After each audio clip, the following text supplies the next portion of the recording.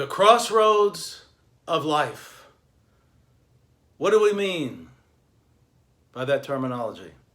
Simply put, the crossroads of life are those key decision points that you must successfully navigate in order to live a happy, successful, and productive life. Let us proceed. We'll begin with the age of majority. Number one, choice of a college. I'm going to make this one real simple. Do you stay at home or do you go away? My opinion, unless there are extenuating circumstances, I suggest considering going away to college. Why? It teaches you self-sufficiency. It teaches you to manage for yourself. It teaches you how to take care of all the mundane things that happen in life. If you're lucky, your parents may have already prepared you for this. But if not, you will have to learn these things. And the more you learn and the quicker you learn, the better these skills will become, and you will use them the rest of your life. Next, choice of a career. I always say this: you're good at what you like, and you like what you're good at. You have to keep an eye on yourself. What is it that I like to do? Whatever it might be, go down that path. Search it out. It may lead to something that is appropriate for you, or again, it may not. But that's the place to start. Start with things that you like to do. Write them down, and then go in that direction. Next, choice of a life partner. This would include the dating scene, going out with other people, and eventually pairing off.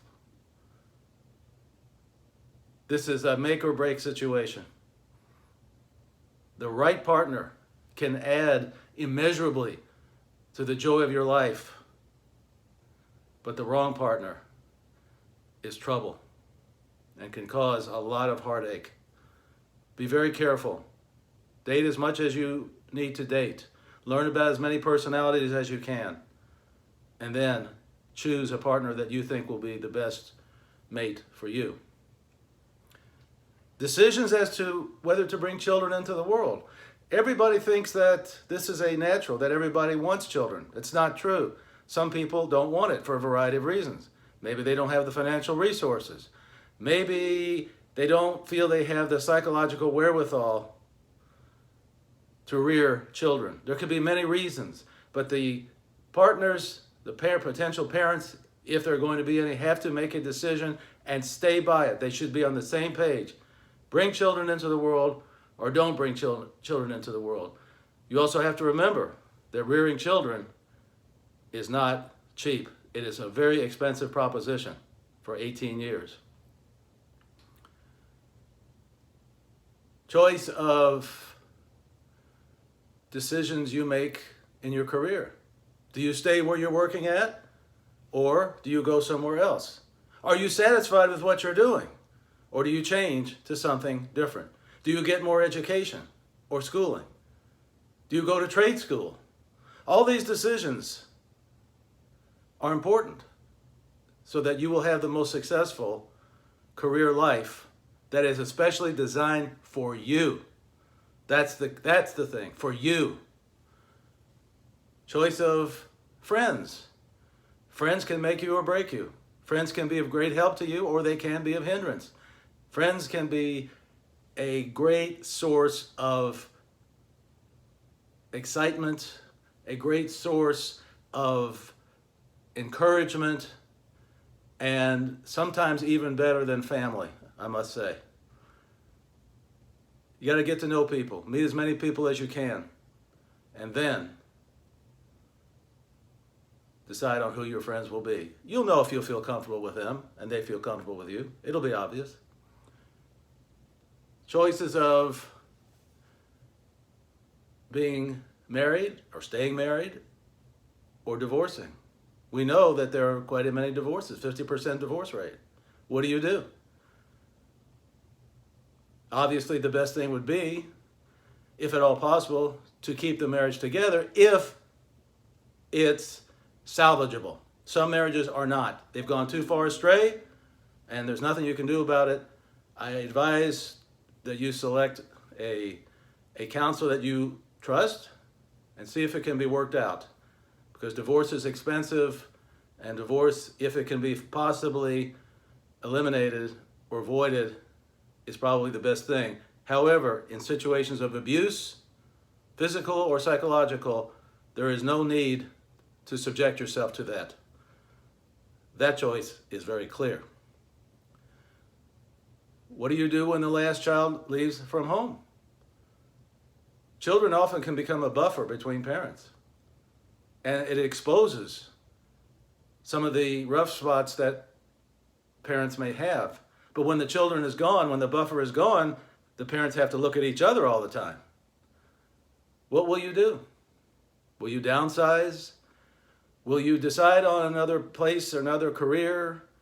Will you feel that your job is not what you want and you don't have to make as much money? You have to decide what you want to do. Choices about your retirement and care of aging parents. We all get older. We can't escape it. You have to plan for your retirement. You should have been planning for that for a long time with a good financial manager. And also, we always have our parents to think about. Make sure you're a good adult child and make the appropriate moves for them in all eventualities.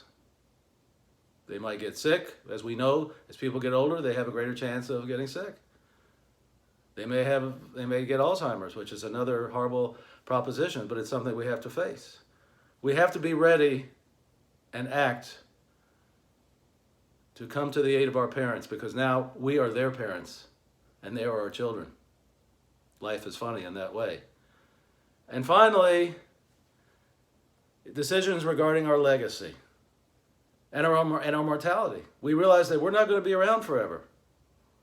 What do we want to leave behind? How do we want to be remembered? How are our finances in terms of what we're going to leave to our children? How do we divide up our monies? All things that have to be considered. These are some of the most important crossroads in life. It is imperative that we learn to successfully navigate the turbulent waters of life and successfully manage these crossroads.